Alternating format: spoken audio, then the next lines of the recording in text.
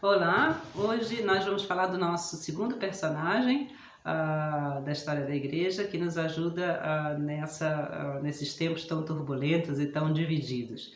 É muito bonito e é muito consolador para a gente ver que pessoas completamente diferentes, de países completamente diferentes, de épocas completamente diferentes, que inclusive não se conheceram nem pessoalmente, nem através de livros, falam a mesma coisa. Falam de formas diferentes, falam sob perspectivas diferentes, falam com, enfim, né, vamos dizer assim, entonações diferentes, mas vêm todos a dar na mesma coisa. É de novo o que o Papa Bento XVI dizia: essa mesma coisa é a verdade, que não é o que a gente inventa ou acha, mas sim o que Deus, enfim, né, é e nos mostra. E, portanto, o nosso personagem de hoje não poderia ser mais diferente do que o Papa Bento XVI. É um escritor inglês que morreu na década de 1930 e que foi, inclusive, muito ateu, de certa forma, na sua juventude. Depois, por causa do seu casamento, era um leigo, se aproximou, voltou um pouco à prática do seu anglicanismo e, por fim, na última década da sua vida, se converteu ao catolicismo e entrou na Igreja Católica. Escreveu uma enorme série de livros, inclusive alguns deles muito engraçados, muito vivos. Ele era um jornalista que se chamava Gilbert Keith Chesterton. Talvez a gente conheça ele como G.K. Chesterton, muitas vezes seus livros são assinados assim. Era, portanto, um homem completamente do mundo, inclusive muito afeito à cultura da época. Ele escreve muito sobre teatro, enfim, sobre política, sobre o que está acontecendo, de uma personalidade extremamente viva, inteligente, aberta. Quem o conheceu pessoalmente diz que ele era uma pessoa, inclusive, muito gorda, muito robusta, gostava muito de conversar e de comer e de rir, extremamente assim, de bem com a vida, vamos dizer, como a gente diz no Brasil, né? E que gostava muito de escrever, sobretudo, crítica jornalística aos acontecimentos do seu mundo, a partir, inicialmente, de uma perspectiva que ele diz é simplesmente a perspectiva humana, a perspectiva que me parece tá lá no fundo de mim, que não depende da minha opinião, mas que é algo que eu consigo pela intuição ver que é a verdade. E depois, posteriormente, né, na medida da sua conversão, ele vai então se dando conta de que isso é a perspectiva justamente da fé, a perspectiva justamente de reconhecer que Deus é mais do que nós e que a nossa sabedoria e a nossa intuição verdadeiras vem de Deus e não vem de nós. O Chesterton é muitas vezes chamado vamos dizer assim, paladino do bom senso. Em inglês a expressão é common sense, mas a tradução senso comum para a gente quer dizer outra coisa, quer dizer senso comum é o que mais ou menos todo mundo acha que deveria ser feito, né? que é bom. Bom senso tem uma qualidade já moral de bom. E o que ele vai falar basicamente das formas mais variadas, mas basicamente está sempre presente nos seus escritos, é que a verdade, a beleza, enfim, né, a autenticidade da vida humana e o encontro com Deus, portanto, não estão nas coisas complicadas, elaboradas, enfim, né, acadêmicas, difíceis, isoladas, elitistas. Muito pelo contrário. Ele diz, não podia ser de outra forma: se Deus realmente nos criou, a coisa a rigor mais simples, mais fácil, mais acessível da nossa vida é encontrar com Deus, é encontrar com a verdade, é encontrar com as coisas boas. E é isso que ele chama de bom senso. O bom senso, ele diz, é essa intuição, essa sabedoria que todos nós temos, pobres e ricos, instruídos ou ignorantes, enfim, qualquer parte do mundo, inclusive as pessoas, né, que realmente, inclusive, são, vamos dizer assim, um pouco doentes mentais, ou que seja, todo mundo tem, porque isso é dado por Deus, porque isso está na nossa alma, essa intuição natural para o que é bom, para o que é bonito, para o que é verdadeiro. E o que acontece que a gente mesmo, de fora para dentro, vamos dizer assim, acaba se afogando em uma opção de teorias, de ideologias, de super complicações, inclusive às vezes até no mundo acadêmico, né? Faz 3 teses doutorais sobre coisas as mais complicadas, quando no fundo a verdade já está lá no nosso coração, já está lá na nossa alma. E ele vai descrever, por exemplo, né, que o seu caminho de vida para achar o sentido da vida, enfim, a verdade que ele tanto procurava, ele compara isso a como um homem que saiu de barco, ele é inglês, a Inglaterra é uma ilha, né? A como um homem que saiu de barco procurando pelo mundo inteiro, pelos, né, continentes mais diversificados, em todo tipo de culturas, experimentando todo tipo de vidas alternativas, ou então nas grandes cidades. Procurou essa verdade e nunca conseguiu se satisfazer, nunca conseguiu encontrá-la. E aí ele volta para casa, de certa forma decepcionado, e de repente ele vê que no fundo aquilo que ele procurava está na sua casa. Está lá na casa dos seus pais, está lá na sua infância, está lá naquela, enfim, né, religiosidade, naquela fé que ele aprendeu de menino, no caso dele, né, a família era anglicana, era cristã. E ele diz a felicidade disso é da gente sentar e chorar, porque justamente a gente entende que Deus não é complicado. Complicados somos nós. Curiosamente, ele é chamado também o paladino dos paradoxos, né? Ele diz, curiosamente, a gente pensa que a gente agora realmente é maduro, inteligente, sabido, porque a gente desenvolveu uma teoria hipercomplexa. E é nesse momento que a gente é imaturo, bobo, ou de certa forma ignorante, né? O realmente maduro, livre, feliz é a pessoa simples. É a criança, de certa forma, quando é realmente, né, autenticamente criança. Pessoa simples, ele também fala muito do homem comum, do homem simples, não é o homem pobre, não há aqui qualquer questão ideológica, não é a classe social baixa.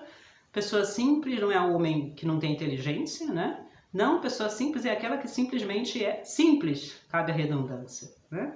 Ou seja, que não se complica. Pode ser rico, pode ser pobre, pode ser muito estudado, pode não ter estudo nenhum.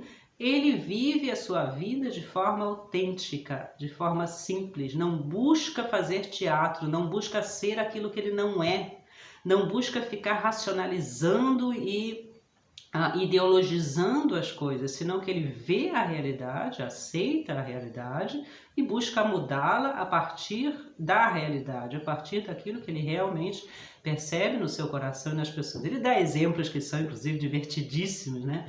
De como a sociedade moderna, isso acontece em todas as épocas, na verdade, mas ele fala do seu mundo, né? Como a política faz, por exemplo, leis, e a gente vê as coisas nos jornais que vão afirmando que, na verdade, a solução está aqui, e ele vai, de certa forma, desmontando isso tudo, dizendo, né? No fundo, eles estão dizendo A e aquilo é exatamente o contrário, é B, é exatamente o inverso do que eles estão falando. E eles não, a gente, eles se incluem nisso também, né? A gente vai se complicando e se complicando até o momento que a gente se perde da realidade. A gente já não sabe mais se a gente vive no mundo de sonhos ou se a gente vive de fato na realidade. Isso é perigosíssimo, porque, claro, não só a gente perde, né, a nossa própria vida, perde a vida eterna também, isso é um grande perigo, como atrapalha a vida dos outros também, né? No que concerne a igreja, especificamente, ele vai ser, obviamente, um grande defensor da piedade popular, não no sentido ideológico, não no sentido que a gente não precisa estudar, não precisa aprender o catecismo, que não seja bom estudar teologia ou fazer um doutorado, enfim, né? Não é isso que ele está falando. O que ele está dizendo é a piedade popular no sentido de guardar para a nossa vida sempre essa fé simples. Fé simples não quer dizer fé sem estudo, fé simples quer dizer fé sem ideologia, fé autêntica, fé verdadeira. E de novo a gente vê que isso a rigor é o que os santos sempre dizem, que o Papa Bento XVI, por exemplo, é conhecido aqui na Baviera, como existe um dito sobre ele, né? É uma cabeça de gênio e um coração de criança. E é realmente assim, a fé verdadeira, ela a rigor se mantém sempre simples. Ela não se complica, ela não busca altas racionalizações e ideologizações das coisas, né? E, portanto, dentro da igreja é preciso, ele diz sempre o Chesterton, fugir dessa mentalidade elitista, grupista, ideológica, que a rigor acaba dando na heresia, sempre, mesmo que tenha nascido com muito boa vontade. acaba vendo, né, se impregnando de orgulho e acaba dando na heresia, acaba dando na divisão, acaba dando na agressividade, e isso perde as almas em vez de ganhar as almas. Na igreja é importante também distinguir sempre aquilo que é de fato a igreja, a esposa mística de Cristo, etc., do que é simplesmente humano, do que é simplesmente relativo, cultural, pode ser melhor, pode ser pior. É preciso sempre manter essa simplicidade de ver a realidade, de ter um coração de criança, o que diz o Evangelho, né? De se deixar realmente tocar pelas coisas boas, pelas coisas bonitas, pelas coisas verdadeiras de Deus, e não se complicar a vida ou tentar fazer grupos que agora vão salvar o mundo, né, ou que vão, de certa forma, ensinar o catecismo ao próprio Papa, ou que vão, enfim, né, se purificar a ponto de se isolar. Tudo isso, ele diz, é perigoso, tudo isso afasta a gente de Deus. O que nos une a Deus são as coisas simples e boas e autênticas da vida. Inclusive o humor, por exemplo, né? Isso é típico dos grandes santos, são sempre pessoas de bom humor, pessoas que sabem rir, pessoas que sabem, né, rir de si mesmas, inclusive. Toda essa postura de seriedade exagerada, né, de estar ofendido, de ofender os outros, isso sempre é sinal de falta de fé, de falta de autenticidade. E isso da igreja muitas vezes, né, se torna realmente um obstáculo, inclusive, à evangelização, porque as pessoas já não veem em nós mais alegria e bondade e simplicidade, né, mas veem justamente grupos ideológicos que querem captar a pessoa de certa forma, não mais para Deus, mas sim para alguma coisa muito humana. O Chesterton vale a pena ler, porque ele é muito fresco no sentido de ter muita frescura, né? É arejado, é uma coisa que diverte. Ele tem inclusive uma coleção de livros de crime, o Padre Brown, né, o seu detetive, que é um homem super simples e super comum e que na verdade dá com a verdade das coisas muito mais do que as pessoas elaboradas da polícia. Tem muitos filmes, inclusive, do Padre Brown, são muito divertidos também.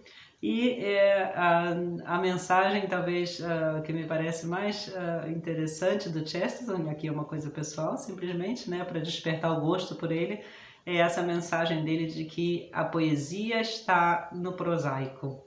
A poesia da vida, o romance da vida, a aventura da vida, que todos nós procuramos para nos livrarmos, né, da monotonia, do cansaço e da tristeza.